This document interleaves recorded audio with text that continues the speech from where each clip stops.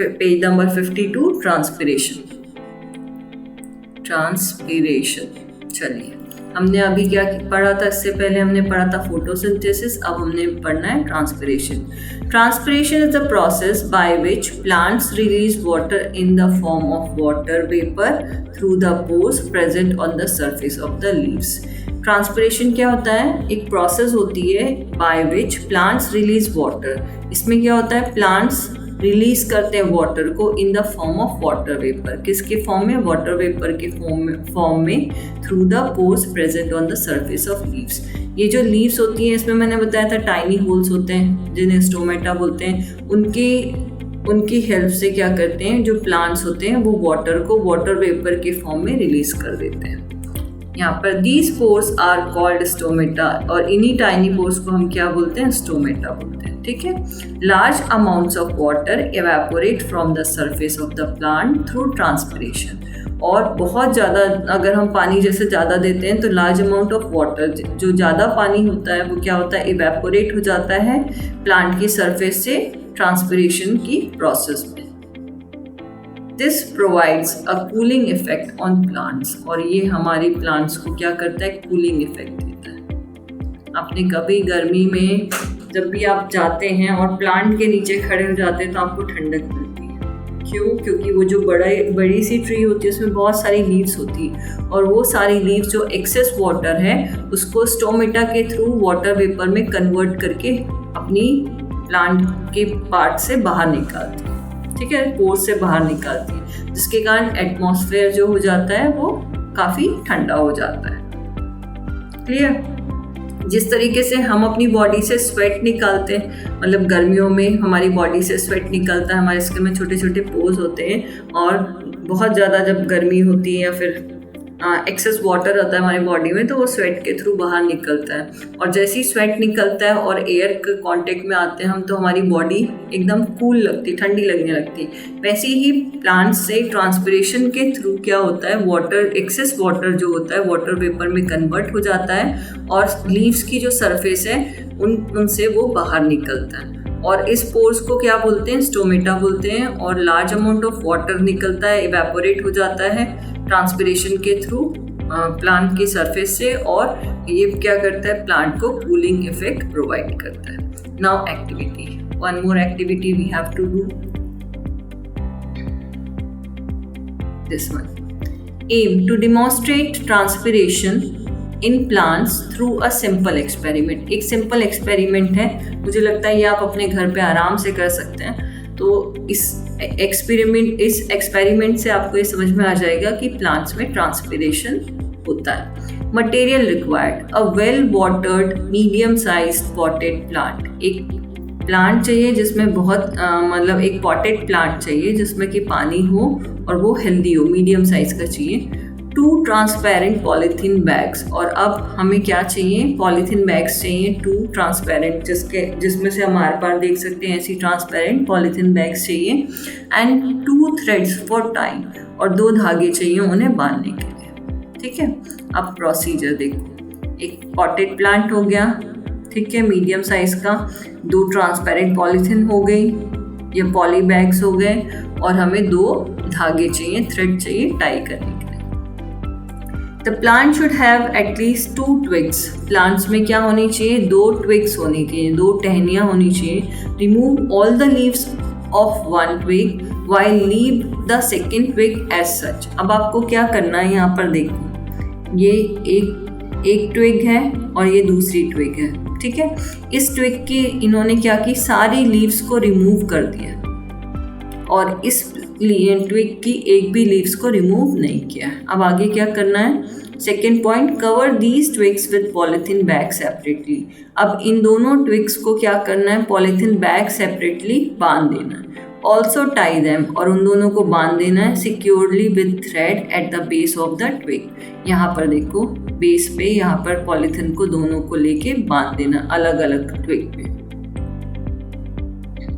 Third point, keep the plant in sunlight for an hour और 2, और इस potted plant को सन की प्रेजेंस में रखना है 2 से 3 घंटे के लिए। क्लियर? अब चलिए ऑब्जर्वेशन, अब हम ऑब्जर्वेशन में क्या होगा? अब हमें पढ़ना है observation. Drops of water were seen on the inside of the polythene bag that covered the twig with leaves intact. ठीक है, अब ये देखो, हम सबसे पहले तो ये देखना, मैंने आपको बताया था एक पॉटेड प्लांट लेना है जिसमें 2 ट्विग्स हों और एक ट्विग की हमें क्या करनी, सारी लीव्स रिमूव कर देनी है और उसमें क्या करना है, एक पॉलीथिन को बांध देना है टाइटली। ठीक है, दूसरी ट्विग में हमें लीफ को रिमूव नहीं करना है और उसमें भी पॉलीथिन ट्रांसपेरेंट जो हमने पॉली बैग लिया है उसको भी हमें थ्रेड से टाई करना है, बांध देना है अच्छे से। और उसको 2 घंटे के लिए हमें क्या करना है, 1 से 2 घंटे के लिए सनलाइट के नीचे रखना है। ठीक है, अब हो गया 1 घंटा, हमारा 2 घंटा पूरा हो गया। ऑब्जर्वेशन यहाँ से देखो, सबसे पहले तो ये दिया हुआ है drop of water was scene on the inside of the polythene bag. अब यहाँ पर वाटर ड्रॉपलेट्स दिख रहे हैं पॉलीथिन बैग के अंदर। ठीक है, that covered the twig with leaves intact, और किसमें दिख रहे हैं वाटर ड्रॉपलेट्स, हमें उस पॉली बैग में दिख रहे हैं जिसमें कि उस ट्विग के अंदर लीव्स थी। Clear? No water drops were on the inside of polythene bag that covered the twig with no leaves. जिस प्लांट में लीफ नहीं थी उसमें एक भी वाटर ड्रॉपलेट्स नहीं दिख रहे। चलिए अब कंक्लूजन, हमें कंक्लूजन क्या मिला इस एक्टिविटी से। This shows that water vapour is lost through the stomata of leaves during transpiration.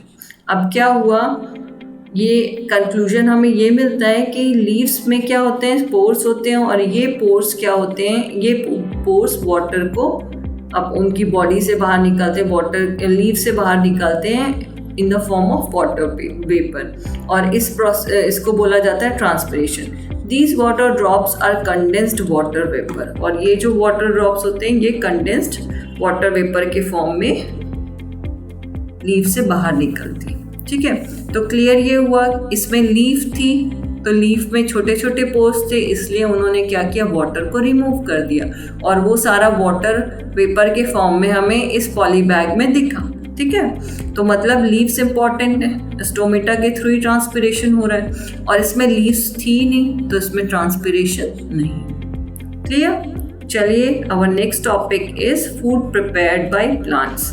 अब हमें नेक्स्ट टॉपिक पढ़ना है कि food prepared by plants, plants कैसे अपना फूड प्रिपेयर करते हैं। क्लियर? चलिए, the food prepared by plants, the food prepared by plants by the process of photosynthesis is glucose और sugar। जो खाना प्लांट बनाते हैं फोटोसिंथेसिस की प्रोसेस से वो क्या होता है, ग्लूकोज होता है, या फिर हम उसे शुगर भी बोलते हैं या स्टार्च भी बोलते हैं। Clear? A plant uses the food prepared bye it for its growth, और प्लांट क्या करते हैं, जिस फूड जो खाना बनाते हैं वो अपनी ग्रोथ के लिए यूज करते हैं, and to get energy for carrying out activities such as photosynthesis, और अपनी ग्रोथ के लिए यूज करते हैं। अपने प्लांट जो खाना बनाते हैं उस खाने का यूज वो अपनी ग्रोथ के लिए करते हैं और अपने अंदर एनर्जी रखने के लिए करते हैं, ताकि वो फोटोसिंथेसिस जैसी डिफरेंट एक्टिविटीज जो हैं वो अपने अंदर कर सकें।